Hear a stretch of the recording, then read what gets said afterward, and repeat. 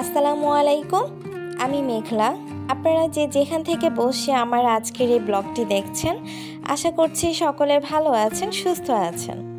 আমিও আলহামদুলিল্লাহ ভালো আছি। সকালের ব্রেকফাস্ট করার পর যেই ব্যালকনিতে এসেছি, ব্যালকনিতে একটু পানি দেব, তেমনি দেখি বৃষ্টি, ঝুম বৃষ্টি। তো বৃষ্টিটা দেখে কিন্তু মনটা অন্যরকম ফুরফুরে হয়ে গেল, তাও আবার বছরের প্রথম বৃষ্টি। তো বৃষ্টির দিনটা কার কার কাছে ভালো লাগে আমাকে কিন্তু কমেন্টস করে জানাবেন। আর আমার কাছে বৃষ্টির দিনটা ভালো লাগে না, তবে বৃষ্টি যতক্ষণ হয় ততক্ষণই আসলে দেখতে ভালো লাগে, কিন্তু যখন শেষ হয়ে যায় তখন কিন্তু সেটা আসলে একটা স্যাঁতস্যাঁতে ভাব চলে আসে ঘরে, আবার ওয়েদারটা কেমন যেন হয়ে থাকে, তো সেই জিনিসটা আর ভালো লাগে না। আর আমাদের আসলে দুদিন পরে মাহে রমজান, আমাদের মুসলিমদের সবচেয়ে প্রিয় মাস এটা। আর এই মাসের শেষের দিকে ঈদ উপলক্ষে আমরা কিন্তু সবাই ঘর সাজানোর দিকে একটু ফোকাস দিই, আর সেই জিনিসটা আসলে আমি আগেই শেষ করে ফেলেছি। তো ঘরের অনেক কিছু চেঞ্জ করেছি, তাই ভাবলাম যে আমার আপুদের সাথে একটু শেয়ার করি। তো সুপারি পাতার প্লেট দিয়ে তারপর ঘরে একটা নিউ লুক এনেছি। আর ঘরের এক একটা কোণ যদি একটু নান্দনিকভাবে ফুটিয়ে তোলা যায় তাহলে কিন্তু দেখতে অন্যরকম লাগে। এছাড়া রুমের পর্দাগুলো চেঞ্জ করেছি। তো এবার কেন যেন একটু সাদার কম্বিনেশনে ইয়েলো কালার দেওয়ার ইচ্ছে হলো। তো ওই যে বললাম, মনে যেটা চাইছিল সেটাই পূরণ করেছি। এছাড়া এদিকেও আমি কিছু সুপারি পাতার প্লেট দিয়ে এভাবে সাজিয়েছি। আসলে এগুলো তেমন প্রাইস না, রিজনেবল প্রাইসে বা ফ্রেন্ডলি একটা বাজেট যেটাকে বলে, সেই দিয়ে আসলে ঘরকে একটু ফুটিয়ে তোলার চেষ্টা।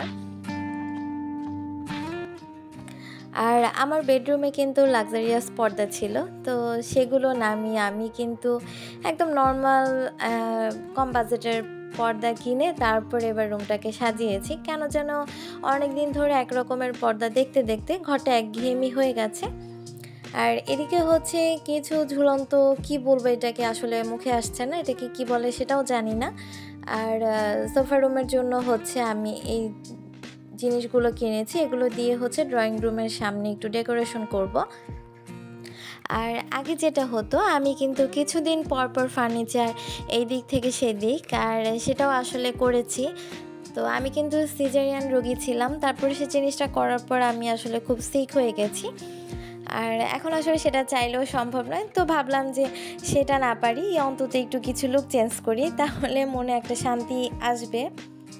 তো আর যেহেতু সামনে আমাদের রমজান চলে এসেছে, তো এইভাবে আসলে ভাজা পোড়া তারপর দুপুরের যে আয়োজনটা সেটা কিন্তু হবে না, তাই ভাবলাম যে একটু ঘটা করে সবাইকে একটু রান্নাবান্না করে খাওয়াই। তো এখানে আমি চিকেনটা মশলা দিয়ে ভেজে নিয়েছি, সাথে বিস্কিটের গুঁড়োর সাথে লবণ আর মরিচ দিয়েছি, সাথে গরম মশলা গুঁড়ো। আর এখানে আমি ডিম ফেটে নিয়েছি, ডিমের মধ্যে চুবিয়ে তারপর বিস্কিটের গুঁড়োর মধ্যে গড়িয়ে তারপর আমি লেগ পিসগুলো ফ্রাই করে নেব। এভাবে আসলে কাজ করলে খুব ইজি, আর খেতেও খুব মজা জিনিসটা। আর আজকে ক্যাশনাট সালাদ তৈরি করব, যেহেতু চিকেনটা রোস্ট করিনি, তাই আসলে সেজন্য সালাডটা তৈরি করছি। এখানে আমি চিকেনটা কিছুক্ষণ ভেজে নিয়েছি, সাথে ব্ল্যাক পেপার দিয়েছি, লবণ, টমেটো সস, সয়া সস দিয়ে কিছুক্ষণ চিকেনের যে পানিটা বের হবে সেই পানিটার মধ্যে চিকেনটা ভেজে সেদ্ধ করে নেব। আর এখানে সালাদ প্রস্তুত করছি, সেজন্য আমি গাজর দিয়েছি, শসা, তারপর টমেটো কুচি করে, তারপর সেখানে ব্ল্যাক পেপার দিয়েছি, লবণ, আর এখন মেয়োনেজ দিয়ে তারপর যে চিকেনটা আমি রেডি করেছিলাম এর মাঝে আমি কিন্তু চিকেনে অনিয়ন কিউব করে কেটেছি, তারপর একটু সাদা তেল অ্যাড করেছি। তো সেটা এখানে আমি অ্যাড করে দিচ্ছি, আবার এখানে কিছু ক্যাপসিকাম অ্যাড করব, তারপর লেটুস পাতা দিয়ে চিকেনটাকে আমি কিছুক্ষণ মিক্সড করে নেব।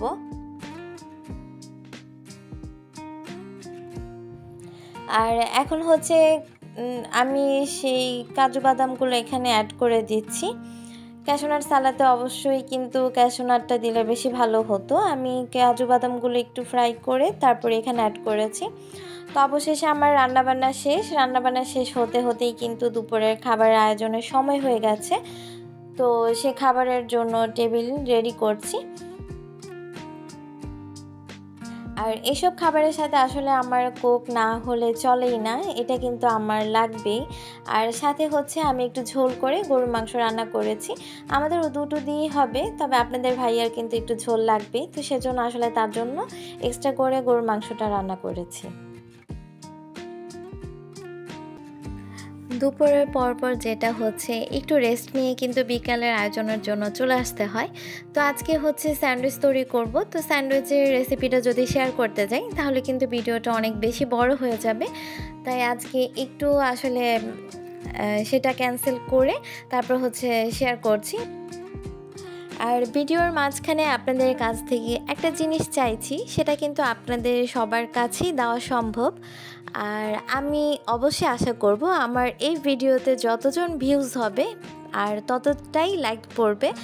আর সেই আশাতেই আমি আসলে সকলের কাছ থেকে একটা লাইক আজকে চাইছি। আমি অবশ্যই আশা করব আমার প্রত্যেকটা আপু আমার এই ভিডিওটিতে একটা লাইক দিয়ে যাবেন।